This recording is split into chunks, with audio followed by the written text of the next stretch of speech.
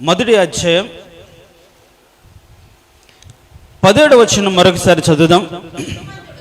నీతిమంతుడు విశ్వాస మూలముగా జీవించునని రాయబడిన ప్రకారము విశ్వాస మూలముగా అంతకంతకు విశ్వాసము కలుగునట్లు దేవుని నీతి దాని యందు బయలుపరచబడుచున్నది.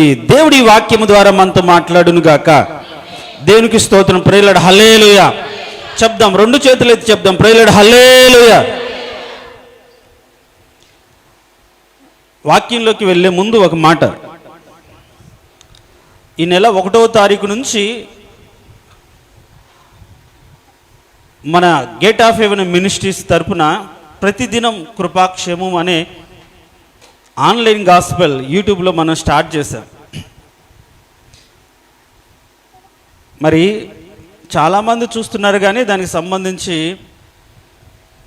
లైక్ అని కానీ సబ్స్క్రైబ్ కానీ లేకుంటే ఏదైనా కామెంట్ కానీ ఏం చేయట్లా. ఇంతమంది ఉన్నారు. మనమే ప్రమోట్ చేసుకోకపోతే ఎవరు? సార్వత్రిక క్రైస్తవ సంఘం అంతా కూడా ప్రతిదినం ఒక దేవుని కృపను పొందుకోవాలనే ఒక సదుద్దేశంతో మనం ప్రారంభించాం. దాన్ని ప్రతిరోజు వినండి. వింటున్నారో లేదో కూడా నాకు తెలియట్లేదు. ఇంతమంది ఉండి వ్యూస్ చాలా తక్కువ ఉన్నాయి. అఫ్కోర్స్ చిన్న సంఘమే. మీరు చూడకుండా వినకుండా, అంటే మనం యూజ్ చేసిన ఎక్విప్మెంట్ అది చాలా చిన్నది. మనం లక్షలు పెట్టి అరేంజ్మెంట్ ఏం చేసుకోవట్లేదుగా. ఉన్న దాంట్లోనే ఒక 4000 పెట్టి ఆ మైక్రోఫోన్ కొన్నాం. అది ఆడియో వాల్యూమ్ అనేది పెరగట్లే. ఈ మొబైల్ ఫోన్కు కనెక్ట్ చేయడానికి కూడా చాలా టైం పట్టింది. దేవుని కృపను బట్టి ఎటకేళ్ళకి అది కనెక్ట్ చేయబడింది. సో ఏది ఏమైనా ఒక మాటను ప్రతిరోజు ఒక వాక్యం విని ఆ వాక్యాన్ని ఆ రోజంతా ధ్యానం చేస్తూ ముందుకు వెళ్ళడం మనకు మంచిది. దేనికి స్తోత్రం. హల్లెలూయా.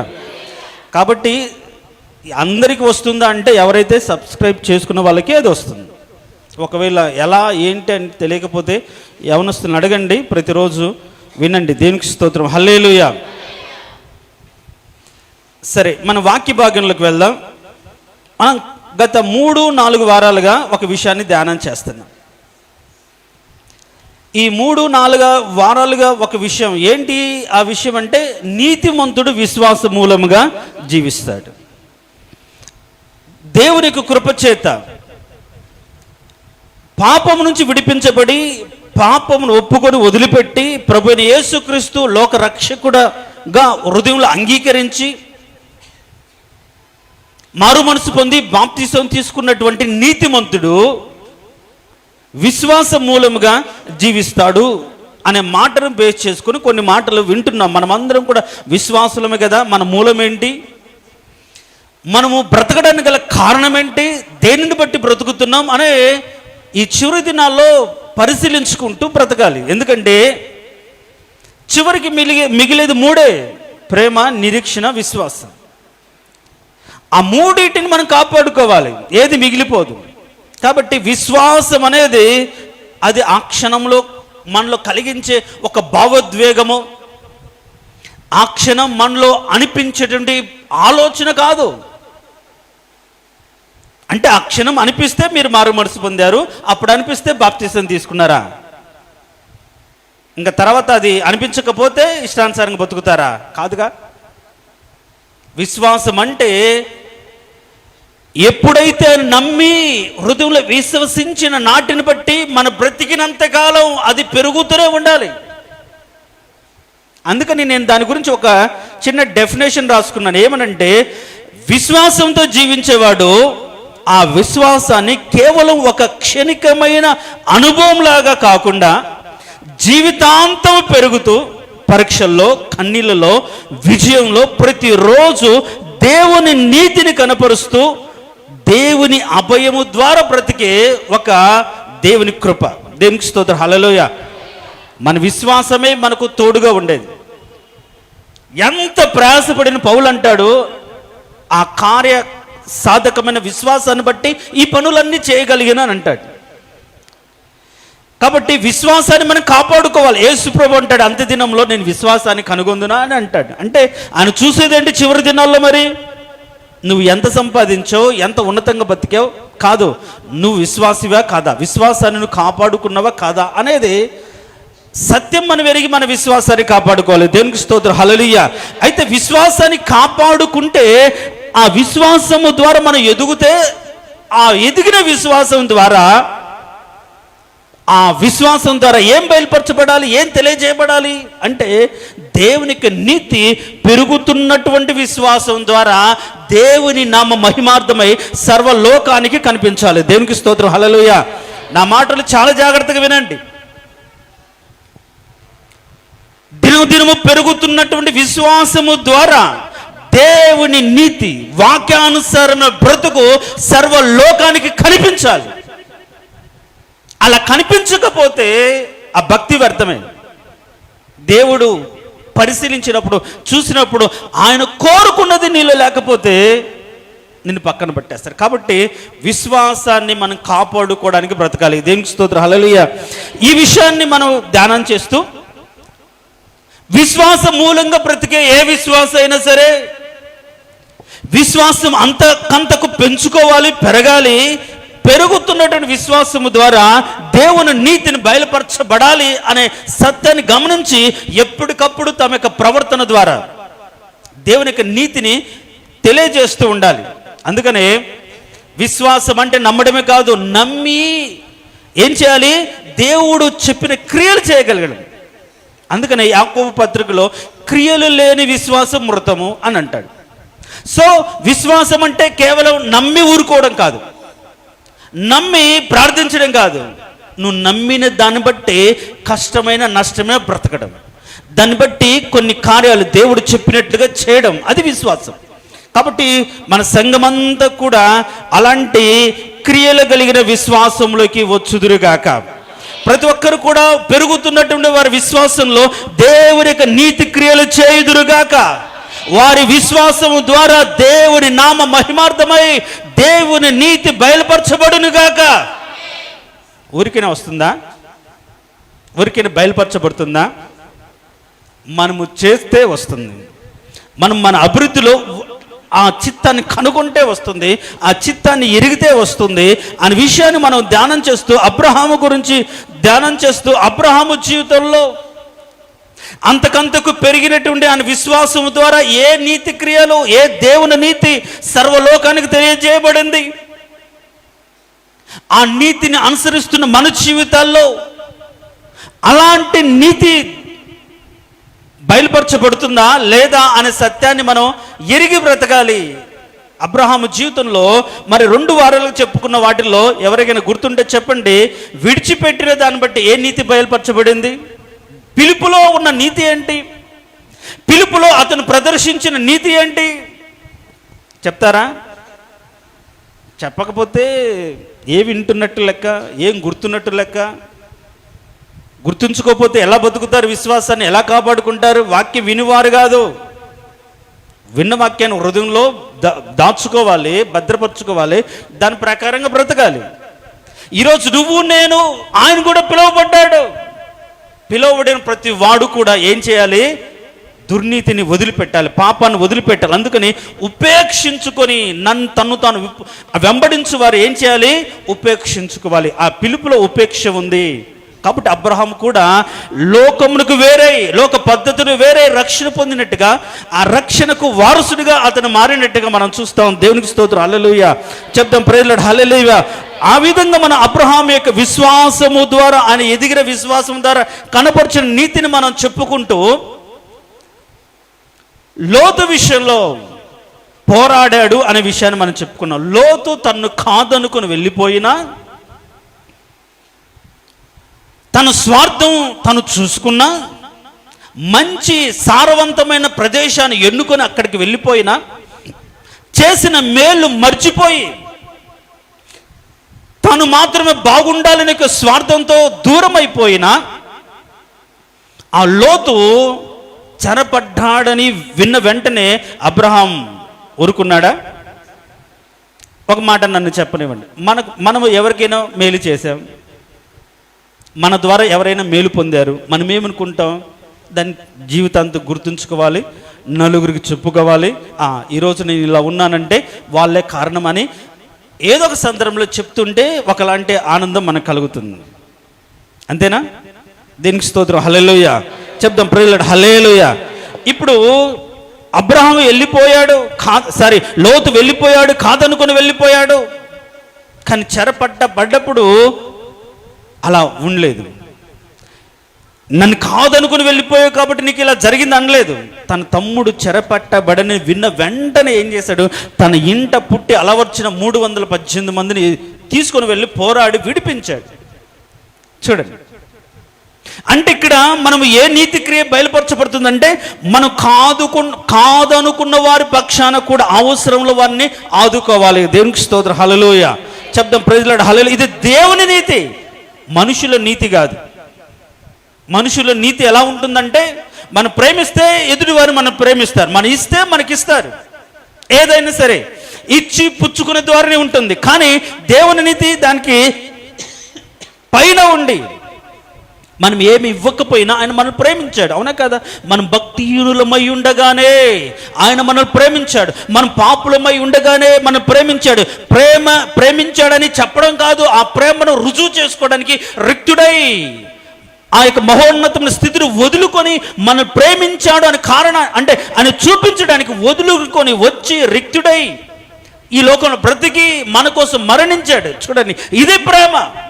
చెప్పుకోవడం కాదు ప్రేమ, చెప్పడం చాలా ఈజీ కదా, చెప్పిన దాన్ని నిలబెట్టుకోవడం ఎంత కష్టం. మీరు భక్తిహీనులమై ఉండగానే ఉన్నప్పుడే ఆయన వచ్చాడు, ఆ ప్రేమను కాపాడుకున్నాడు. కాబట్టి ఈ రోజుల్లో మనం ఎలాంటి ప్రేమ కలిగి ఉండాలంటే, మనల్ని కాదనుకున్న వారిని కూడా మనం ప్రేమించాలి. దేనికి స్తోత్రం. హల్లెలూయా. మనల్ని కాదనుకుని వెళ్ళిపోయిన వారిని కూడా మనం ప్రేమించాలి.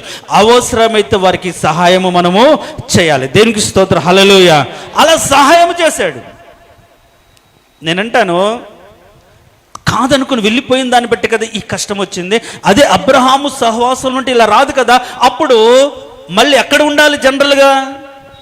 అన్నా, నేను వదిలిపెట్టి వెళ్ళాను, నేను కాదనుకుని వెళ్ళాను, నాకు ఈ కర్మ వచ్చింది, నేను నా బిడ్డలు నా భార్య అందరూ కూడా చెరపగట్టుకొని పోవాల్సి వచ్చింది, దూరం అయిపోయాం, ఇక మీద అక్కడ ఉండమన్నా నీ దగ్గరగా ఉంటాం, నీ బలిపెట్టు సహవాసం యొక్క ఉంటామని మళ్ళీ లోతేమన్నా వచ్చాడా? రాలా. కొందరు బ్రతుకులు మారవు. మనం ఎంత సహాయం చేసినా మన ప్రేమను మన సహాయాన్ని వాళ్ళు అర్థం చేసుకోరు. వాళ్ళు బ్రతకాల్సింది మనం చూస్తూ ఉంటాం. చాలామంది మనం వాళ్ళ కోసం ఎంత ప్రయాసపడినా, అంటే ఇక్కడ అంటే ప్రాణం పోయేంతగా ప్రయాసపడినా ఆ ప్రయాసను లోతు గుర్తించలే. అది పెద్దడిగా నీ బాధ్యత కదా అన్నట్టుగానే ఉంటుంది. చాలామంది కుటుంబాల సంబంధాలు ఎలా ఉంటాయి అంటే ఇలానే ఉంటాయి. ఎంతగా మనం ప్రయాసపడినా, ఎవరి కోసం చేసావు? నా కోసమా? ఇంకా ఈ రోజుల్లో విశ్వాసాల మీద మోపబడుతున్న నేరం ఏంటంటే, మా కోసమా? లోకం కోసం, నువ్వు పరిశుద్ధుడిగా అనిపించుకోవడం కోసం, నువ్వు గొప్పదానివి అనిపించడం కోసం నువ్వు చేస్తున్నావు, దేవుడి కోసం చేస్తున్నావు, మా కోసం ఏం చేస్తున్నావు అన్నట్టుగా మనుషులు మాట్లాడుతుంటారు. మనము చేసిన దాన్ని మర్చిపోయి కృతజ్ఞులై వాళ్ళ బతుకుతుంటారు. మనకు బాధ అనిపిస్తుంటుంది, వేదన అనిపిస్తుంటుంది. కానీ ప్రేమనైతే మనం కోల్పోకూడదు. దేనికి స్తోత్రం. హల్లెలూయా. మనం కాదనుకొని వెళ్ళిపోయిన వారి పట్ల మనం ప్రేమనైతే కాదనుకోకూడదు, వదిలిపెట్టుకోకూడదు. ఇప్పుడు కాదనుకొని వెళ్ళిపోయాడు లోతు, మళ్ళీ ఆయన ఎక్కడైనా క్షేమంగా బతికాడా? ఎలాంటి స్థితిలో బతికాడు? భయంకరమైన లోకంలో బ్రతుకుతున్నప్పుడు బాధ వేదన హృదయం నిండా ఉంది. దేవుడే వచ్చాడు. నేను చెప్పాల్సింది చెప్పకుండా ఎట్లా నా స్నేహితుడైన అబ్రహాము కనుక్కొని చెప్పి, ఇదిగో మేము సొదొమ గొమొర్రాకి వెళ్తున్నాం, దాన్ని నాశనం చేస్తున్నాం, చాలా భయంకరమైన ప్రదేశం అది అంటే, ఇప్పుడు ఎవరు గుర్తుకొచ్చారు ఈయనకు? చెప్పండి, ఎవరు గుర్తొచ్చారు? లోతు గుర్తొచ్చాడు. ఇప్పుడు లోతు గుర్తొచ్చినప్పుడు నేనంటాను, లోతు ఏమన్నా మంచివాడా? ఈయన కాదనుకుని వెళ్ళిన వాడు కదా, రక్షించబడి తర్వాత కూడా కృతజ్ఞత లేనివాడు కదా, స్వార్థంతో తన కుటుంబం, తన మందలు క్షేమంగా ఉండాలని యోర్దాను లాంటి ప్రదేశాన్ని, అంటే అది ఎలా కనిపించింది ఆయనకు, ఏదోను తోట వల్ల కనిపించింది, అలాంటి ప్రదేశాన్ని ఎండుకొని తాను మాత్రమే బాగుండాలి, తను బలపరిచిన వాడు ఏమైపోతే నాకేంటి అనే స్వార్థంతో వెళ్ళిపోయిన వాడు కదా లోతు. అలాంటి లోతు వెళ్ళిపోతే, అలాంటి వ్యక్తి అక్కడ ఉంటే, ఇప్పుడు తన హృదయంలో ఉన్న ఆలోచన ఏంటి అంటే, అబ్రహాం యొక్క హృదయంలో, అవునా ప్రభువా, అక్కడ 50 మంది నీతిమంతులుంటే నువ్వు దాన్ని కాచవా అంటాడు. అంటే ఇప్పుడు దాని అర్థం ఏంటి? లోతు కూడా నీతిమంతుడే. అంటే అక్కడ ఒకవేళ 50 మంది ఉంటే ఆ 50 మంది నీతిమంతులను బట్టి ఆ ప్రదేశాన్ని కాపాడితే నా తమ్ముడు కాపాడబడతాడు. అంటే లోతు విషయంలో తనకి ఆలోచన మారలేదు, లోతు విషయంలో తన ఉద్దేశం మారలేదు. ఈ రోజుల్లో వెంటనే మన మనస్తత్వం మారిపోతుంది. మనకు కాదు అనిపించిన వెంటనే వారిని ఒక ఘాటిని కట్టేస్తాం. వాడా అలాంటి వాడు, వీడా ఇలాంటి వాళ్ళు ప్రచారం చేస్తాం. నమ్మక ద్రోహం చేశారు, నమ్మి మోసం చేశారు, కాదనుకోలు వెళ్ళిపోయారు. ఇంకొద్ది కఠినస్తులైతే ఎలా బాగుపడుతుందో చూస్తాం, ఎలా జీవిస్తుందో చూస్తాం, మేం బతుకుంటే చూస్తాంలే అనే మాటలు అనేవాళ్ళే తప్ప ఎక్కడ ఉన్న క్షేమంగా ఉండాలి అనే ఆలోచనతో, ప్రేమతో ఆలోచించే వాళ్ళు చాలా తక్కువ మంది ఉంటారు. అయితే ఇప్పుడు మనం అబ్రహాము గురించి మనం ఇంకొక మాట ధ్యానం చేద్దాం. చూడండి, అదే ఆదికాండం 18వ అధ్యాయం, ఆదికాండం 18వ అధ్యాయం 22-23 వచనాలు.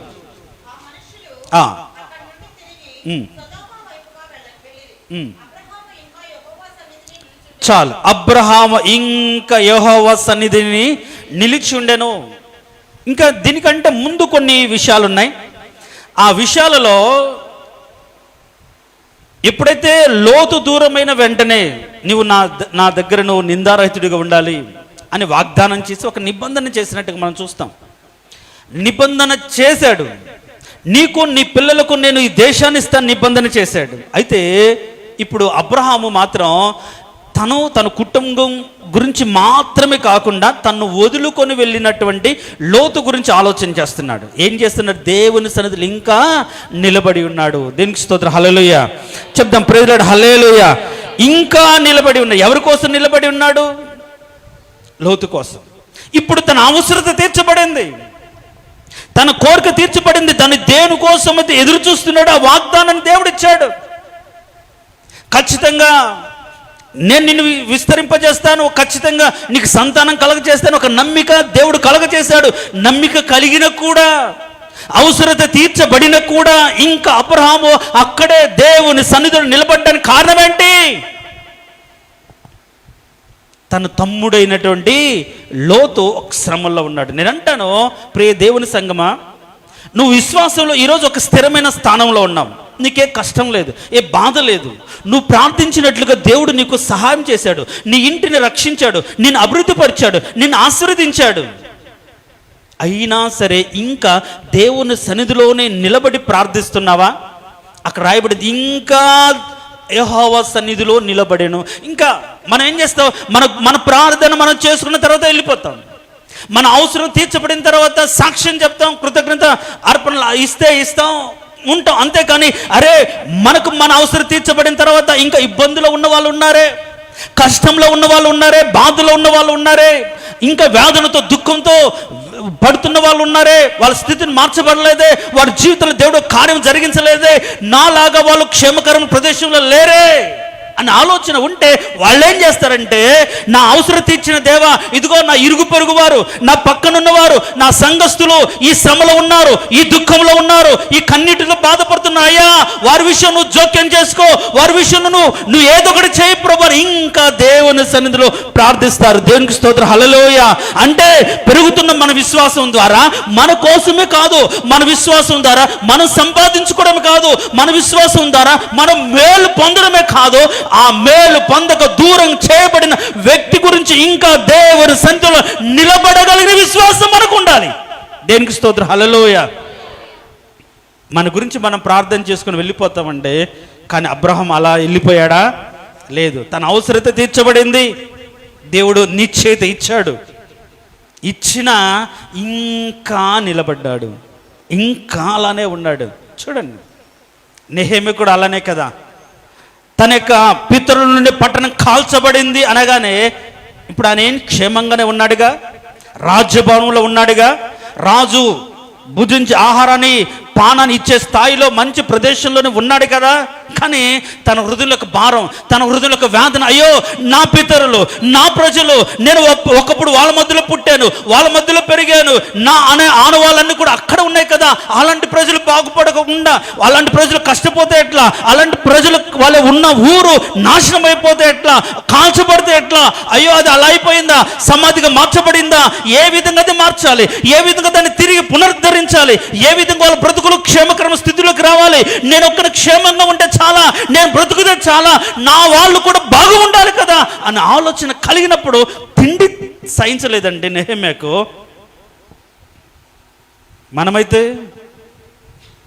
నేను నమ్మకంగా ఉన్నాను కాబట్టి నా దేవుడు నన్ను దీవించాడు, దేవుడు నన్ను ఆశీర్వదించాడు, మిగతా వాడు ఎట్టన్నా పోని, నువ్వు సరిగా ఉంటే కదా నీ బతుకును, నాలాగా దేవుడిని దీవించేది అని మనం దిప్పి పొడిచి మనం మాట్లాడతామేమో అని ఆలోచనతో మనం బ్రతుకుతామేమో. గమనించండి ప్రియులారా, నువ్వు ఒక స్థాయిలో, ఒక విశ్వాసపు స్థాయిలోకి వచ్చిన తర్వాత నీ విశ్వాసాన్ని బట్టి నువ్వు ఏదైనా దేవుని సన్నిధిలో ఒక నిశ్చయత సంపాదించుకున్న తర్వాత, ఆ నిశ్చయత నీకు దొరికిన తర్వాత ఇంకా చాలు, నేను ప్రార్థించినట్లుగా, నేను కోరుకున్నట్లుగా దేవుడు నాకు ఇచ్చాడు, ఇక చాలు అని తృప్తి పడకుండా, అరే నేను బాగుంటే సరిపోదు కదా, నాతో ఉన్నవాళ్ళు, నా అనబడిన వాళ్ళు కూడా బాగుండాలని దేవుని సన్నిధిలో గోజాడగలిగినటువంటి ఒక స్థితిలోకి రావాలి. దేవునికి స్తోత్రం, హల్లెలూయా.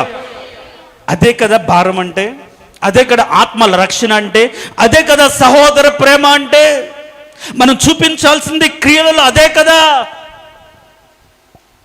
అందుకని అంటాడు పౌలు, అంటాడు మీ ప్రార్థన సహాయము మాకు మా శ్రమలు మమ్మల్ని తప్పించింది. దేవునికి స్తోత్రం, హల్లెలూయా. సంఘ ప్రార్థన, వాళ్ళు ఏ స్థితిలో ఉన్నాయా? సంఘంలో చాలా మంది మార్చబడలేదు స్థితిలో ఉన్నారయ్యా, మార్పు లేని స్థితిలో ఉన్నారయ్యా, ఇంకా లోకంతోనే ఉన్నారు ప్రభా, లోకస్తులుగానే బ్రతుకుతున్నారు ప్రభా. కాబట్టి వాళ్ళు మార్చండి ప్రభా, వాళ్ళని సన్నిధికి రావాలి ప్రభా. వాళ్ళు సాతాను మనం చెరగొట్టుకొని పోయింది ప్రభా, వారి జీవితాల్లో సాతాను విడదీయని బంధంలో ఉండిపోయారు ప్రభా. అలాంటి కుటుంబాలను కాపాడండి ప్రభా. నీ కృపను బట్టి నాకు రక్షణ ఇచ్చావు, నీ కృపను బట్టి నేను నెమ్మదిలో ఉన్నాను, కానీ నా బిడ్డలు అలా ఉండిపోతున్నారు ప్రభా. నా ప్రజలందరూ అలాంటి దీనకరమైన స్థితిలో ఉండిపోయారయ్యా. వాళ్ళ మీద అగ్ని రాబోతుంది ప్రభా, వారి మీదకి శాపం రాబోతుంది ప్రభా, వాళ్ళు నాశనం అయిపోతారు ప్రభా, వాళ్ళ జీవితాలు నాశనం అయిపోతాయి. అలా అయితే నేను తట్టుకోలేనయ్యా. నా బిడ్డలు రక్షించబడాలి, నా ప్రజలు రక్షించబడాలి, ప్రతి కుటుంబం కాపాడబడాలి, ప్రతి కుటుంబాన్ని సన్నిధికి రావాలి, ప్రతి కుటుంబం అలాంటి స్థితిలోంచి విడిపించబడాలని దేవుని సన్నిధిలోకి వచ్చి ప్రార్థించగలిగిన విశ్వాసంలోకి మనం రావాలి. దేవునికి స్తోత్రం, హల్లెలూయా. అలా ఏ రోజైనా మనకు కలిగిన క్షేమకాలంలో, మనకు కలిగిన క్షేమ స్థితిలో నువ్వు సంతోషించినప్పుడు, నువ్వు ఆనందించినప్పుడు, నీ పక్కవాడు బాధలు ఉన్నాడని తలంచి వాడు కూడా ఆనందపడాలని ఆలోచనతో ఎంతమంది ప్రార్థన చేశారు? ఈ వాక్యాన్ని ఇంతకు ముందే నేను ఎప్పుడో చెప్పాను. ఇంకా మనం దేవుని సన్నిధిలో నిలబడడానికి గల కారణం ఏమై ఉండాలి అంటే, పాపంలో బ్రతుకుతున్న వారికి ప్రార్థన చేయడానికి దేవుని సన్నిధిలో నిలబడాలి. దేవుడికి విరోధంగా బ్రతికారు, దేవుడికి చెప్పినట్టుగా చేయకపోతే వారి మీదకి ఉగ్రత వస్తున్నప్పుడు మోషే ఆయన సన్నిధిలో నిలిచి అడ్డుపడినని రాయబడింది. దేవునికి స్తోత్రం, హల్లెలూయా. మీరు కానీ 106వ అధ్యాయం, కీర్తన గ్రంథం 106వ అధ్యాయం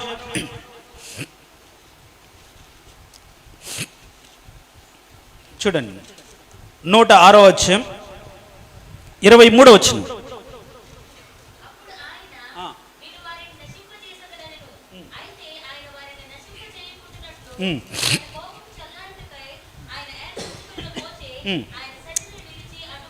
చాలు, మరొకసారి నేను చదువుతాను చూడండి. అప్పుడు ఆయన, అంటే దేవుడు అంటున్నాడు, నేను వారిని నశింపజేసేదను అనేనను. అయితే ఆయన వారిని నశింపచేయకుండానట్లు ఆయన కోపం చల్లార్చుటకై ఆయన ఏర్పరచుకున్న మోషే ఆయన సన్నిధిని నిలిచి అడ్డుపడెను. దేవునికి స్తోత్రం. హల్లెలూయా చెప్దాం. ప్రైజ్ హల్లెలూయా. ఈయనేం తప్పు చేయలే. ఈయనని బట్టి కాదు శాపం వచ్చింది, ప్రజలను బట్టి శాపం వచ్చింది. దేవుడు ఒక తీర్మానంలోకి వచ్చాడు, నువ్వు అడ్డు తొలగితే చాలు వీరిని నాశనం చేస్తానన్నాడు.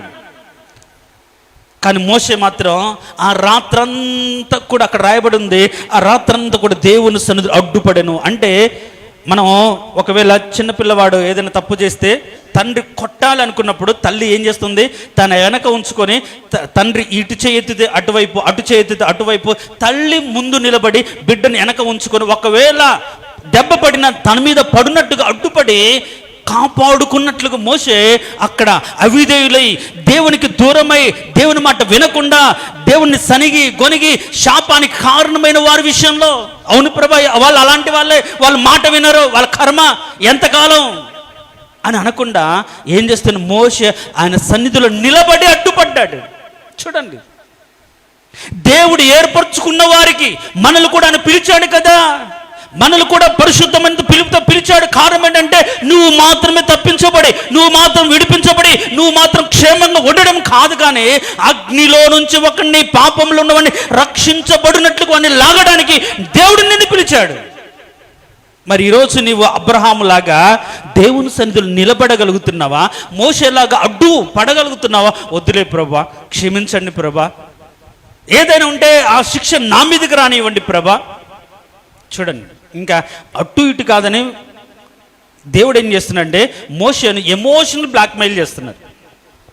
ఎమోషనల్ బ్లాక్మెయిలింగ్ చేస్తున్నారు. ఏంటంటే వాళ్ళ మీద ఈయన ఇలా అంటున్నాడు కదా, సరే వాళ్ళు వినట్లేదు, శిక్షకు పాత్రులు అయితే వాళ్ళని నశింపజేసి వాళ్ళని చంపేసి నీ ద్వారా ఒక జనాంగాన్ని పుట్టించి వారిని గొప్ప వారిగా చేస్తాను అని దేవుడు అనగానే మనం ఏం చేస్తాం? సెకండ్ థాట్లో పడతాం. మనం నిజమే కదా, అలాంటి వారికి దేవుడి కృప వ్యర్థమైపోతుంది, దేవుని అర్థం చేసుకోలేరు.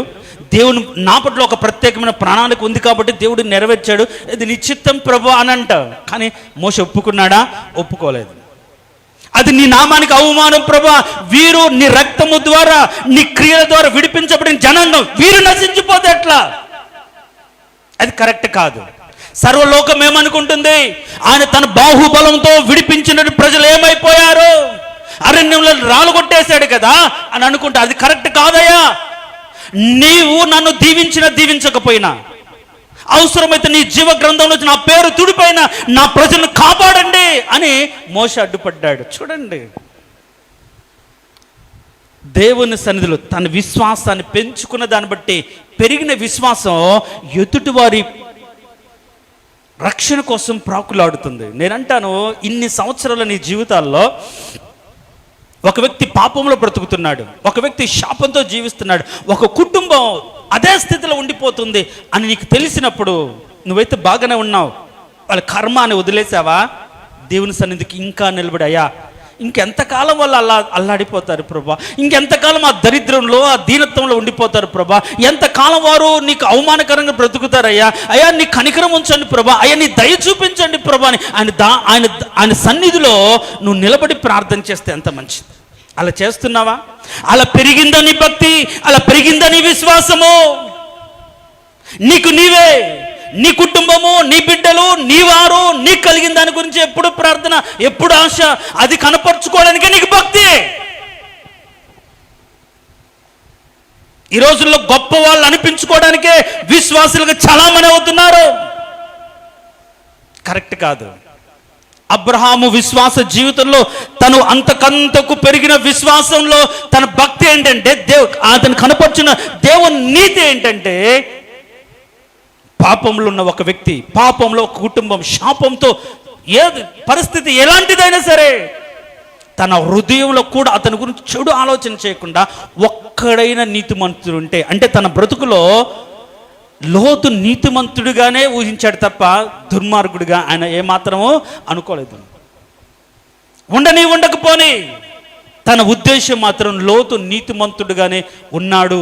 ఒక నీతిమంతుడు ఉంటే చాలు కదా ప్రభా, కాస్తావు కదా ప్రభా అని దేవుని సన్నిధిలో తను తగ్గించుకొని తను ధూళిగా మార్చుకొని, తను బూడిదిగా దేవుని సన్నిధిలో అనుకొని, అంటే తను బూడిద అంటే ఏమి అంటే మొత్తం అంటే మొత్తం ఏంటి ఖాళీ, ఆ స్వరూపం అంతా అయిపోతే కదా బూడిద ఎప్పుడు వస్తుంది? కట్టె కాల్చామనుకోండి, ఆ స్వరూపం అదంతా గట్టిగా ఉన్న ఆ స్థాయి అంతా కాలిపోయి ఎర్రగా మండిపోయి ఇంకెలాంటి స్థితి లేకపోతే కదా, మొత్తం కోల్పోతే కదా బూడిద. అంటే అన్నీ కోల్పోయి, సర్వస్వం కోల్పోయిన వాడిగా, సమస్తం కాదనుకున్న వాడిగా దేవుని సన్నిధిలో నిలబడి అడుగుతున్నాడు, ప్రభువా ఆ పట్టణంలో 50 మంది ఉంటే, 40 మంది ఉంటే, 30 మంది ఉంటే, 10 మంది ఉంటే కాపాడతా. అంటే తన ఇంటెన్షన్ ఏంటంటే తన సహోదరుడు కాపాడబడాలని. దేవునికి స్తోత్రం, హల్లెలూయా. కాబట్టి అంతకంతకు పెరుగుతున్న విశ్వాసం ద్వారా అనేకులను, అంటే నీకు దూరమైపోయి, దేవుని సన్నిధికి దూరమైపోయి, దేవుని సహవాసానికి దూరమైపోయి లోకంలో బ్రతుకుతున్న వారి కోసం నువ్వు ప్రార్థించే ఒక దేవుని సన్నిధిలో ఉండే విశ్వాసం నీకు కలగాలి. దేవుడు అట్టి విశ్వాసాన్ని దేవుడు మనకు దయచేయునుగాక. మన క్షేమ స్థితిలో బాధలో ఉన్న వారి గురించి ప్రార్థన చేసే మనసు దేవుడు మనకు అనుగ్రహించునుగాక. వారి గురించి దేవుని సన్నిధిలో మనమందరం తగ్గించుకొని వారి విడుదల కోసం కన్నీరు కార్చి ప్రార్థన చేయదుముగాక. విడిపించేంత వరకు దేవుని సన్నిధిలో ప్రార్థన చేయదుముగాక. ఏంటి అవసరం లేదు, వాడు ఎట్టన్నబోని నేను బాగుంటే అన్నట్లుగానే ఆమెను అన్నట్లే. ఎంత స్వార్థమైన భక్తి! దేవుడు ఆ భక్తిని అంగీకరిస్తాడా? అసలు అంగీకరించడు. నీ మట్టుకు నీవే బాగుపడాలని ఆలోచనతో చేసే భక్తి దేవుడు అంగీకరించడు. ఎదుటి వారు కూడా బాగుపడాలి అని ఆలోచనతో ప్రార్థించే భక్తి దేవుడు అంగీకరిస్తాడు. దేవునికి స్తోత్రం, హల్లెలూయా చెప్దాం, ప్రైజ్ లార్డ్, హల్లెలూయా. కాబట్టి ఈరోజు ఒక తీర్మానం చేసుకో.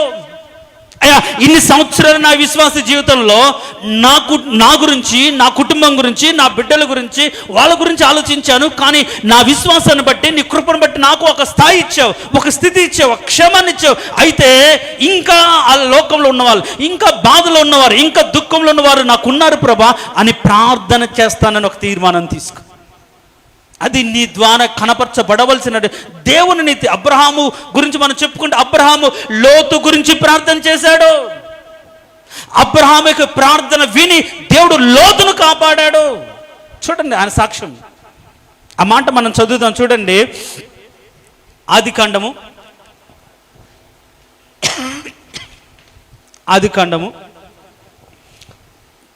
19వ అధ్యాయం 29వ వచనం చదవండి.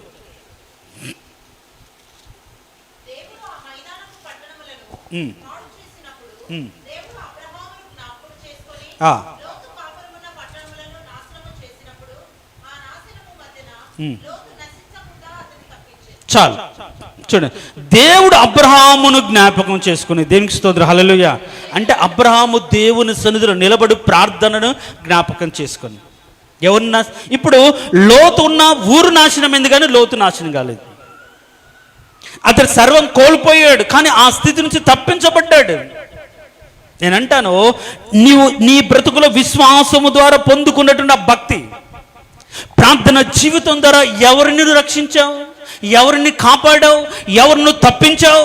నీ ప్రార్థన బట్టి, నీవు కన్నిటిని బట్టి ఒక వ్యక్తిని దేవుడు జ్ఞాపకం చేసుకుని తప్పించగలుగుతున్నాడా? వాడు మంచివాడు కాకపోవచ్చు, వాడు దుర్మార్గుడే, కృతజ్ఞత లేనివాడే, దేవుని సహవాసంలో లేనివాడే. అయినప్పటికీ నీ ప్రార్థన వారిని కాపాడుతుంది, నీ ప్రార్థన వారిని తప్పిస్తుంది, నీ ప్రార్థన వారున్న స్థితి నుంచి వారిని విడిపిస్తుంది. ఈ ప్రార్థన అనుభవంలోకి నువ్వు రాగలిగావా?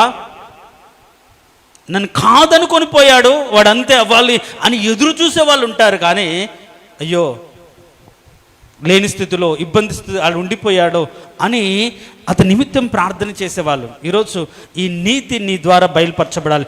దేవునికి స్తోత్రం, హల్లెలూయా. కొరింథీయులకు రాసిన మొదటి పత్రిక 10వ అధ్యాయం, కొరింథీయులకు రాసిన పత్రిక మొదటి అధ్యాయం 10వ అధ్యాయం 24వ వచనం.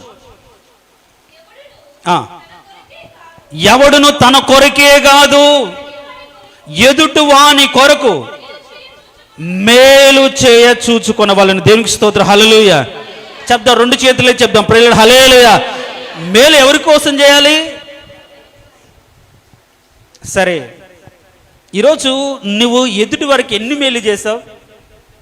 ఏ విషయంలో మేలు చేసావు? ఏ విషయంలో నీ పొరుగువారు, నీ సంఘపు వారు, నీ ఇంటి వారు నీ ద్వారా ఒక మేలు పొందుకున్నారు? ఈ నీతి క్రియ నీ ద్వారా బయలుపరచబడిందా? వాళ్ళు బాధలో ఉన్నప్పుడు, కష్టంలో ఉన్నప్పుడు, దుఃఖంలో ఉన్నప్పుడు, ఆవేదనలో ఉన్నప్పుడు, కృంగిపోయినప్పుడు నువ్వు చేసిన మేలేంటి? బైబిల్ చాలా క్లియర్గా ఉంటుంది. ప్రతివాడు తనకు తాను కాదు, తన కొరకు కాదు, ఎదుటి వారి కొరకు ఏదైనా ఒక మేలు చూసుకోవాలి. అంటే దీని అర్థం ఏంటంటే, దేవుడిచ్చిన ఆ కృపను బట్టి నేను ఎవరికి ఏ సహాయం చేయాలి, ఎవరికి ఏ మేలు చేయాలి, నా ద్వారా ఏదైనా నేను మేలు చేయడానికి వాళ్ళ అవసరత ఏంటని కనిపెట్టగలిగిన స్థితి. అలాంటి ఆత్మీయతలోకి ఎవరైనా వస్తున్నారా? ప్రార్థన చేస్తారు. ప్రార్థన ఏముంది? అది మనం పలకడమే కదా దేవుని సన్నిధికి, హృదయపూర్వకంగా కూడా కాదు. అది వారు పొందుకునేంత వరకు కాదు. ఏదైనా సహాయంకి వచ్చేటప్పటికి దాటి వేస్తాం, సహాయం వచ్చేటప్పటికి దూరం అయిపోతాం. కాదు, ఏ మేలు. అలా ఎదుటివారు పొందదగిన మేలు మనం చేయకపోతే పాపం చేసిన వారం. నీకు చేతనైనా నువ్వు మేలు చేయకుండా నువ్వు అలాగ ఉండిపోతే నువ్వు పాపం చేసిన వాడివే కదా. ఇప్పుడు అబ్రహాము జీవితంలో తను చేయదగింది అక్కడికి వెళ్ళలేడు, వాడు రమ్మని పిలవలేడు, ఈ స్థితి కరెక్ట్ కాదని చెప్పలేడు. మనము కూడా కొందరు విషయాల్లో వాడు పాపిష్టి వాడైనా, వాడు పాపంలో బ్రతుకుతున్న వాడైనా, వాడు శాపగ్రస్తుడిగా తన బ్రతుకు చేసుకుంటున్న వాడైనా మనం చూస్తున్నా కానీ చెప్పలేని స్థితి. నువ్వు ఇలా ఎందుకు చేస్తున్నావమ్మా, నీ ఇలా ఉండబట్టే కదా ఈ బ్రతుకు ఇలా ఏందని చెప్పలేము. కానీ నువ్వు ప్రార్థన చేయొచ్చు. అబ్రహాం కూడా అదే చేశాడు. లోతుకు దగ్గరికి వెళ్ళి నువ్వు ఎలాంటి వారి మధ్య నివసిస్తున్నావు, ఎలాంటి అనుభవాల మధ్య నువ్వు పెరిగావు, బలిపీఠపు అనుభవాల్లో పెరిగావు, దేవునికి అగ్ని వచ్చేటటువంటి అనుభవాల్లోకి నువ్వు వచ్చావు. అగ్ని సంచరించినప్పుడు, దేవుడు అంగీకరించినప్పుడు దేవుడు చేసే కృప నువ్వు ఎరిగిన వాడవు. ఈరోజు సొదొమలో పాపంలో శాపగ్రస్తుడిగా బ్రతుకుతున్నావు. ఇది కరెక్ట్ కాదు కదా. ఇలా ఉంటే నువ్వు ఎట్లా దీవించబడతావు, ఇలా ఉంటే ఎలా ఆశీర్వదించబడతావు, ఇది నువ్వు ఆశీర్వదించబడలేవు అని డైరెక్ట్గా చెప్పలేకపోయాడు. కానీ మనసులో బాధ ఉంది. ఆ బాధను దేవుని సన్నిధిలో కుమ్మరించుకుని, అయ్యా అతన్ని విడిపించండి అయ్యా, అయ్యా అతన్ని కాపాడండి అయ్యా, అయ్యా అతన్ని ఆ స్థితి నుంచి తప్పించండి ప్రభు. మన బ్రతుకులో ఎదుటి వారి విషయంలో ఆ మేలు ప్రార్థన ద్వారా అయినా సరే, కన్నీటి ద్వారా అయినా సరే మనం ఏదో ఒక మేలు చేయగలిగిన వారిగా ఉంటున్నామా?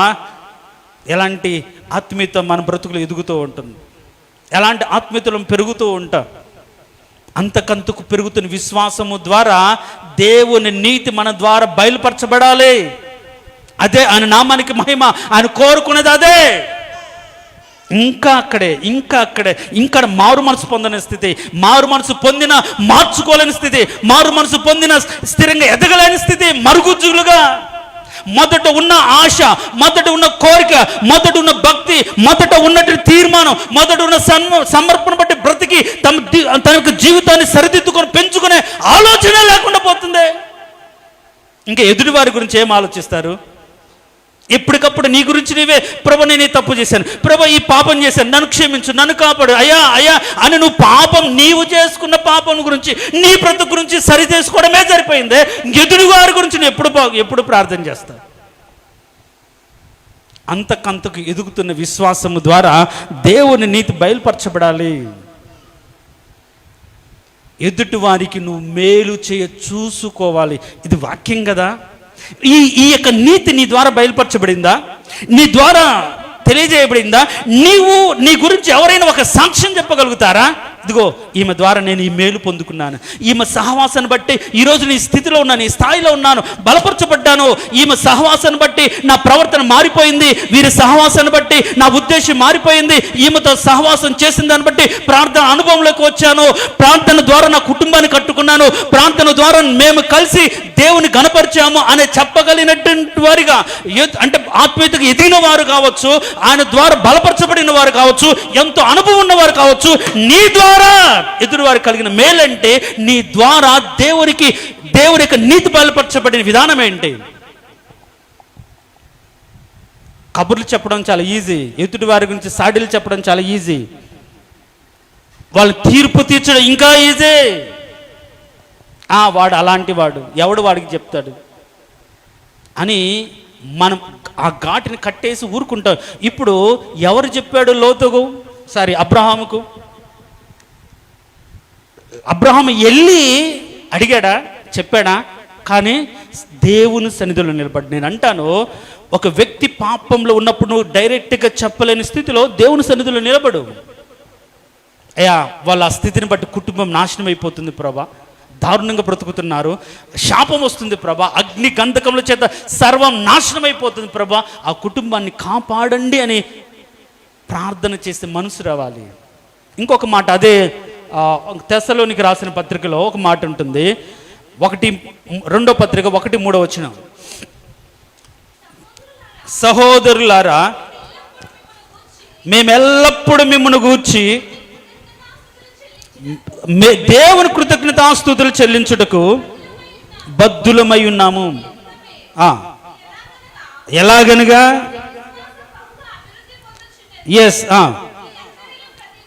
మీ అందరిలో ప్రతి వానిలో ఎదుటి వాని ఎడల దేవుని ప్రేమ విస్తరించుచున్నది. దేవునికి స్తోత్రం, హల్లెలూయా.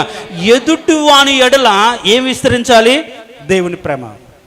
ప్రేమ సమస్త దోషమును కప్పుతుంది. ఈ మాట మనం చెప్తాంగా, ఎవరికైనా చెప్పేటప్పుడు మాత్రం ఈ పదాలు వాడతాం. ఓర్చుకోమ్మా, భార్య భర్తలు కదా, ఒకరినొకరు ద్వేషిస్తే ఎట్లా, అన్నదమ్ములు కదా ఒకరినొకరు అనుకుంటే ఎట్లా, అక్క చెల్లెలు కదా ఒక్కొక్కరిని ఇట్లా ఉంటే ఎట్లా, మీరు ప్రేమ కలిగి ఉండాలి, ప్రేమ సహిస్తుంది, ప్రేమ అన్నిటిని ఓర్చుకుంటుంది, ప్రేమ సమస్త దోషంను కప్పుతుంది, కాబట్టి నువ్వు ప్రేమ కలిగి ఉంటే నువ్వు సహిస్తావు అని మనం చెప్తూ ఉంటాం. కానీ మనం పాటించాం, మనం ప్రేమించాం. కానీ అబ్రహాము దుర్మార్గుడైనటువంటి, తను కాదనుకున్నటువంటి తన తమ్ముడైన లోతును ప్రేమించాడు. దేవునికి స్తోత్రం, హల్లెలూయా. అంటే ఎదుటి వారికి మనం మేలు చూసుకున్నాడు, ప్రేమించాడు. వాడు ఎలాంటి తప్పిదం చేసినా క్షమించాడు, అతని కోసం ప్రార్థన చేశాడు. అందుకనే దీని గురించి ఏమని రాయబడి ఉంటుందంటే, యూదా పత్రిక చూడండి, యూదా పత్రిక 1వ అధ్యాయం ఉంటుంది, 22వ వచనం చదవండి. సందేహపడు వారి మీద కనికరము చూపుడి, అగ్నిలో నుండి లాగినట్లుగా వారిని రక్షించుడు. దేవునికి స్తోత్రం, హల్లెలూయా. చెప్తాం, ప్రైజ్ లార్డ్, హల్లెలూయా. ఎట్లా రక్షించాలి? అగ్నిలో నుంచి వాళ్ళు లాగినట్లుగా రక్షించాలి. దేవుడు అంటే అబ్రహాం కూడా అతన్ని అగ్నిలోంచి లాగినట్లుగా రక్షించాడు.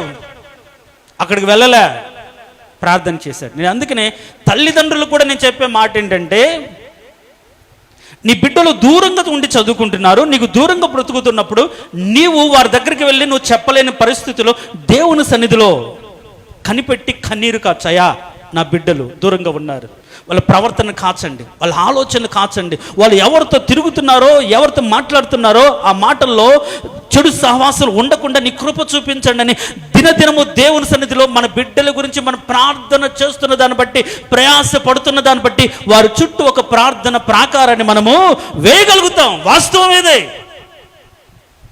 మన ప్రార్థన ద్వారా మన బిడ్డలను కాపుదలగా ఉంచుకోగలుగుతాం.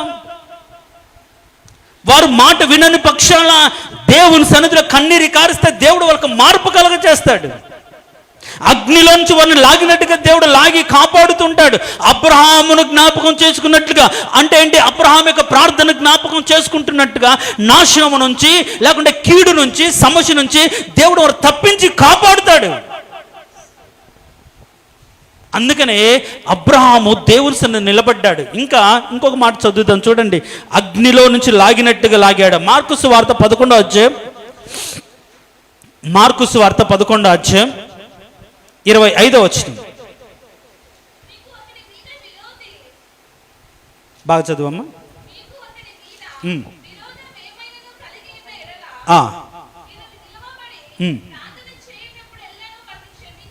చాలు. ఇప్పుడు చూడండి 25వ వచనంలో, మీకు ఒకరి మీద విరోధమేమైనా కలిగి ఉన్న ఎడలా మీరు నిలబడి ప్రార్థన చేయనప్పుడల్లను వారిని క్షమించుడు, అప్పుడు పరలోకమందున్న మీ తండ్రి మీ పాపను క్షమించును అని అన్నాడు. ఇప్పుడు తనకు విరోధంగా ఉన్నటువంటి లోతు విషయంలో అబ్రహాం ఏం కలిగి ఉన్నాడు? క్షమాపణ కలిగి ఉన్నాడు. అబ్రహాం లోతు ఏమని వచ్చి అడిగాడా? ఇందాక మనం చెప్పుకున్నాం కదా, రక్షించబడిన తప్పించిన కృతజ్ఞత ఏమన్నా చెప్పాడా? వెళ్ళిపోయాడు.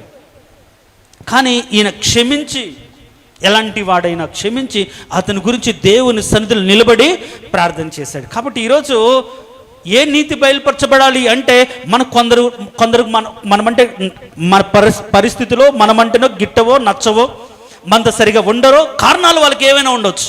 అయితే మనకు వారి మీద ఎలాంటి అంటే అభిప్రాయం ఉండకూడదు, విరోధమైన అభిప్రాయం ఉండకూడదు, ద్వేషం ఉండకూడదు. చూడండి, వాళ్ళు ఎట్లన్నా ఉండని, ఇదే క్రైస్తవంలో వచ్చినట్టు తంట. క్రీస్తులాగా బ్రతకడం అంటే ఎట్టి పరిస్థితుల్లోనూ మనం ప్రేమను చూపించాలి, వాడు ఎలాంటి వాడైనా సరే. అదే సత్యం.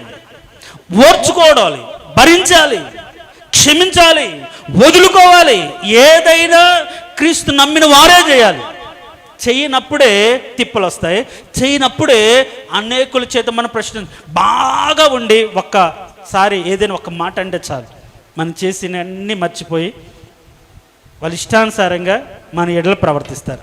అందుకనే మన జీవితాంతం కూడా ఆయన సత్యాన్ని కలిగి ఆయనలాగా బ్రతకడానికి నిర్ణయించుకోవాలి.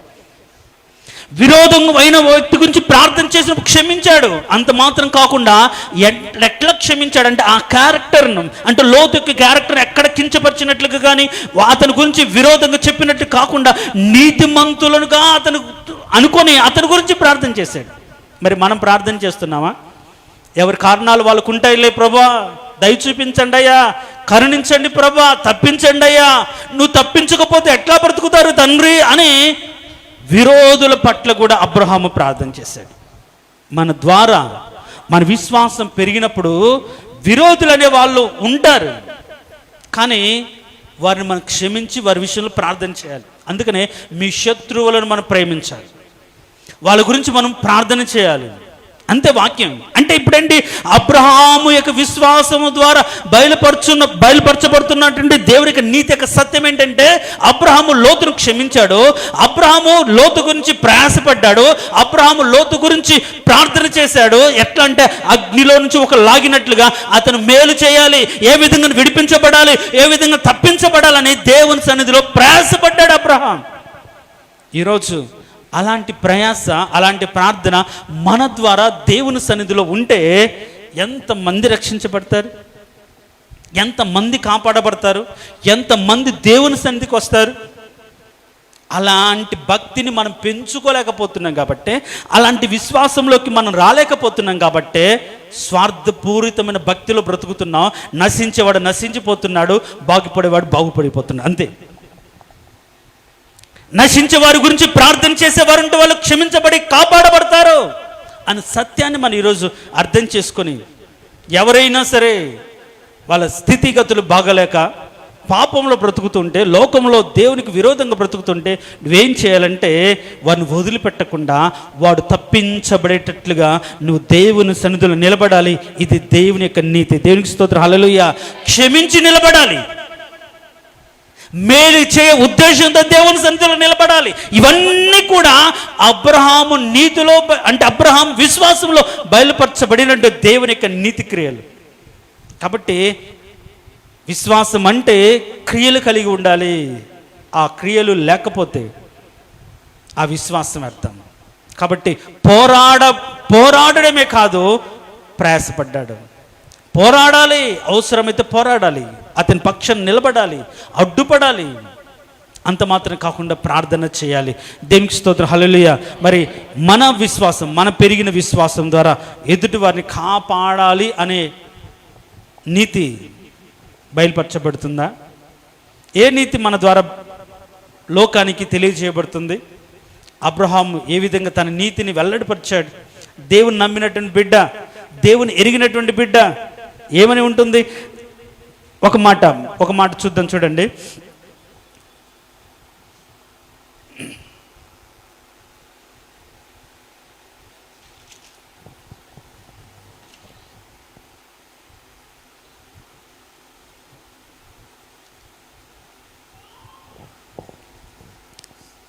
ఆదికాండం 18వ అధ్యాయం 25వ వచనం.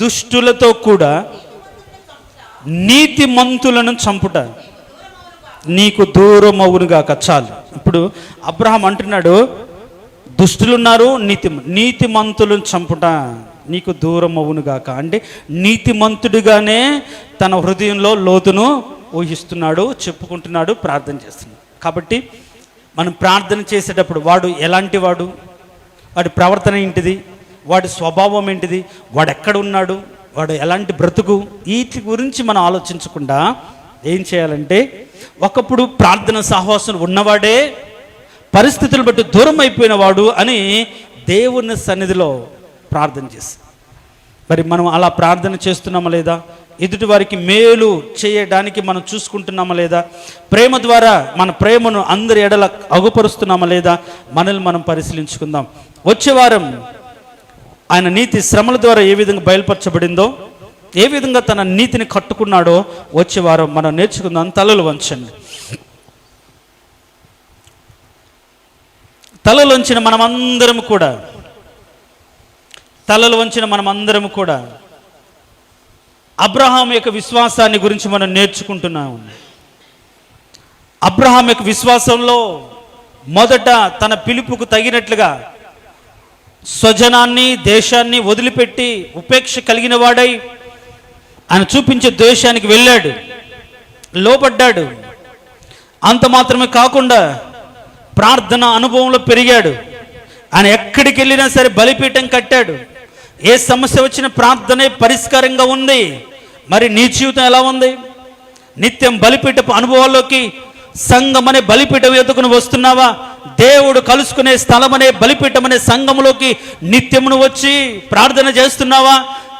అపోస్తుల బోధలో, సహవాసంలో, ప్రార్థనలో ఎడతెగక ఉండాలని విన్న నీవు పెరుగుతున్న నీ విశ్వాసంలో ఎడతెగని సహవాసం, కారణాలు చెప్పుకొని ఎప్పటికప్పుడు మందిరానికి మానేసి, ప్రార్థనకు మానేసి, లోకంలో సమస్యలు, బాధలను చెప్పుకుంటూ ఎస్కేప్ అవడం కాదు. ఏ స్థితిలో అయినా సరే బలిపీఠపు కంటే అనుభవంలోకి నువ్వు వచ్చావా? అంత మాత్రం కాకుండా లోతు గురించి ప్రయాసపడే స్థితిలోకి నువ్వు వచ్చావా? పోరాడగలిగిన వ్యక్తిగా ఉన్నావా? అంత మాత్రం కాకుండా ప్రార్థన ద్వారా వారిని కాపాడగలిగిన వ్యక్తిగా నువ్వు ఉన్నావా? ఏ విధంగా ఉంది నీ విశ్వాసం?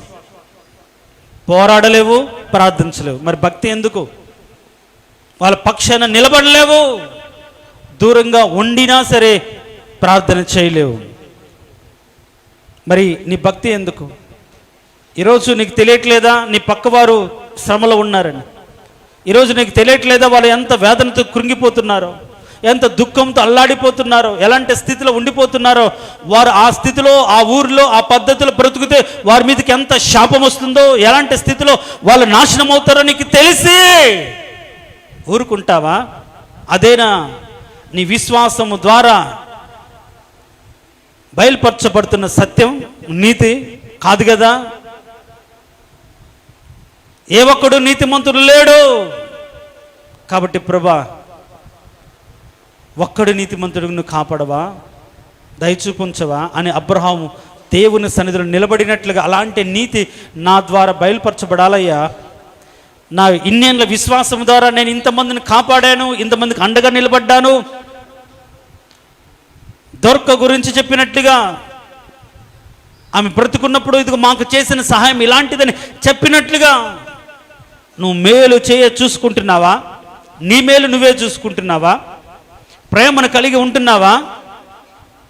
నీ కుటుంబం మీద మాత్రమే నీకు ప్రేమ ఉందా? సంఘంలో ఇరుగు పొరుగు వారి నాశనం అవుతున్నా సరే నీకేం పట్టదా? ఏం విశ్వాసం నీది? నెహెమ్యాలాగా నువ్వు ప్రార్థన చేయగలిగిన కృప నాకు ఇవ్వండి అయ్యా అని అడిగితే కదా నిజమైన విశ్వాసం. ఉన్న చోట ఉండి ఉపవాసం ఉండి ఆ ప్రాకారం తిరిగి కట్టబడాలి, నా ప్రజలు తిరిగి బాగుపడాలి అనుకోవడం కదా విశ్వాసము.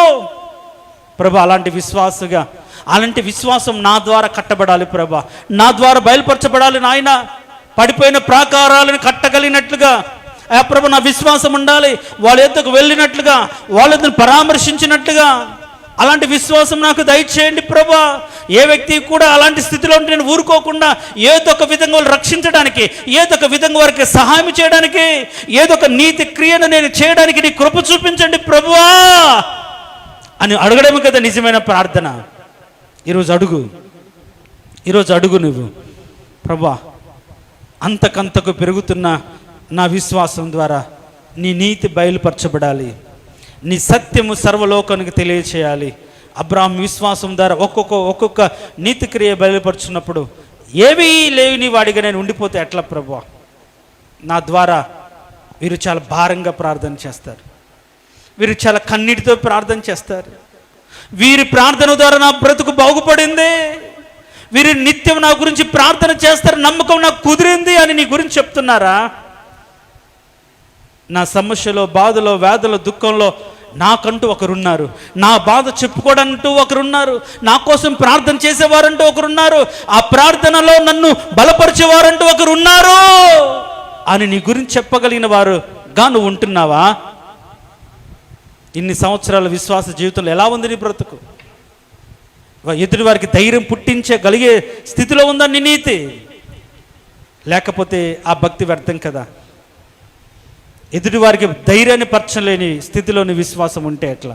వారి సమస్యల బాధలో వీరితో నేను కలిసి ప్రార్థన చేస్తే నన్ను విడిపిస్తాడు, వీరితో కలిసి ప్రార్థన చేస్తే వీరి ప్రార్థన ఖచ్చితంగా దేవుడు వింటాడు అని నమ్మకాన్ని పుట్టించలేకపోతే ఎందుకు నీ భక్తి? మార్చుకోవాలి. ఈరోజు వదిలిపెట్టి ప్రభు పెరుగుతున్న విశ్వాసం ద్వారా ఎదుటి వారి కోసం ప్రయాసపడి ప్రార్థన చేయగల భక్తి నాకు దయచేయండి నాయనా అని అడుగుతున్నావా? ఇప్పటికైనా అడుగు. అడగకపోతే నీ భక్తి వ్యర్థం, నీ విశ్వాసం వ్యర్థం. కష్టపడుతున్నారు, బాధపడుతున్నారు, ఇబ్బంది పడుతున్నారు, దుఃఖంలో ఉన్నారు, అలా చూస్తూ కూడా ఊరుకుంటే ఎంత నిర్దయుడవు నువ్వు, ఎంత ప్రేమ లేని వాడవు. అయ్యో అనే జాలి కూడా లేదా నీ బ్రతుకులో? ఇప్పటివరకు అలా బ్రతికేవేమో.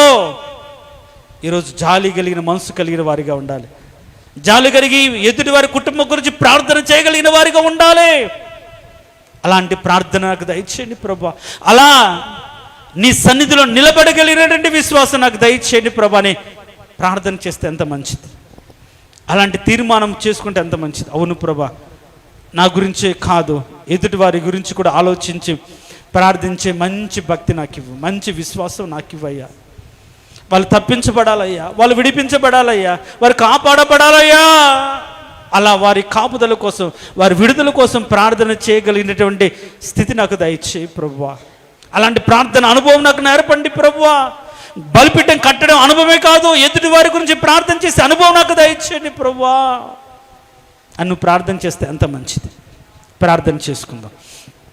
మహోన్నతుడ, సర్వాధికారి, జీవం కలిగిన దేవ, నీ మహోన్నతమైన కృపను బట్టి నీకు స్తోత్రం. అవును ప్రభా, మా విశ్వాసం మేము పెంచుకొని మేము మాత్రమే బాగుపడితే కాదు కదా నాయన, మేము మాత్రం అభివృద్ధి పొందితే కాదు కదా నాయన. మా అభివృద్ధిలో, మా సంతోషంలో ఎదుటి వారికి పాలు ఇవ్వగలిగినట్టు స్థితిలోకి మేము రావాలి కదా ప్రభా. మేము మంచిగా ఉంటున్నప్పుడు మా ప్రక్కవారు వ్యాధుల్లో ఉంటే చూసి కూడా ఊరుకోకుండా ప్రార్థించో, సహాయం చేసో, వారిని బలపరిచే వారిగా మేము ఉండాలని కదా ప్రభా మీరు కోరుకుంటున్నారు. ఇదే కదా సహోదర ప్రేమ అంటే. తెలిసి కూడా ఊరుకుంటే వాళ్ళు కఠినస్తులు అంటారు ప్రభా, కఠినమైన హృదయం కలిగిన వారు అంటారు. అలా మేము ఉండకుండా నాయన జాలి గుండె కలిగిన వారిగా, జాలి మనసు కలిగిన వారిగా, మా ప్రక్క వారి విషయంలో ప్రేమ కలిగిన వారిగా, వాళ్ళ అవసరతల్లో కూడా పాలు కలిగిన వారిగా, మాకు చేతనైన సహాయము చేసేవారిగా మమ్మల్ని మార్చండి. ఇదే కదా ప్రభా మా దగ్గర నుంచి మీరు ఆశపడుతున్నారు. ఈ నా సహోదరులు ఒక్కడికి చేస్తే నాకు చేసినట్లని బైబిల్లో రాయబడింది కదా. ఈ నా దీన సహోదరులకు చేయగలిగినట్లుగా మా విశ్వాసాన్ని కాపాడండి. ఇక మీదటైనా సరే ప్రభా ఆ స్థితిలోకి వచ్చినట్లుగా నీ కృప చూపించండి. ఎవరైనా కష్టంలో, బాధలో, ఇరుకులో, ఇబ్బందిలో, దుఃఖంలో, శాపంతో, రోదనతో ఉన్నప్పుడు వెంటనే మేమున్న చోటనే వారి గురించి విన్నప్పుడే మనస్ఫూర్తిగా దేవా వారిని తప్పించండి నాయన, వారిని కాపాడండి నాయన, వాళ్ళ జీవితాలు బాగు చేయండి అయ్యా. దుష్టులతో కూడా వాళ్ళు నశించిపోకుండా నీ కృప చూపించండి ప్రభువా. వారు మా బిడ్డలు నాయన, వారు మా సంఘస్థులయ్యా, వారు మా ఇరుగు పొరుగు వారు, వాళ్ళు నశించిపోవడం నాకు ఇష్టం లేదు ప్రభా. దయ చూపించండి, బతిమలాడుకునే మంచి మనస్తత్వ ప్రతి ఒక్కరికి దయచేయండి ప్రభువా. నీకు స్తోత్రం. ఎదుటి వారి గురించి కన్నీరు కార్చగలగడమే కదా నిజమైన భక్తి. అలాంటి ఉన్నతమైన అనుభవంలోకి ప్రతి ఒక్క బిడ్డని తీసుకురండి. అబ్రహాం అలాంటి అనుభవంలోకి వచ్చాడు. తన గురించి ప్రార్థన చేయడమే కాదు, ఎదుటి వారి గురించి, వాళ్ళు మంచివారు కాకపోయినా తన ఉద్దేశాన్ని మార్చుకోకుండా నీతిమంతుడుగానే చూశాడు.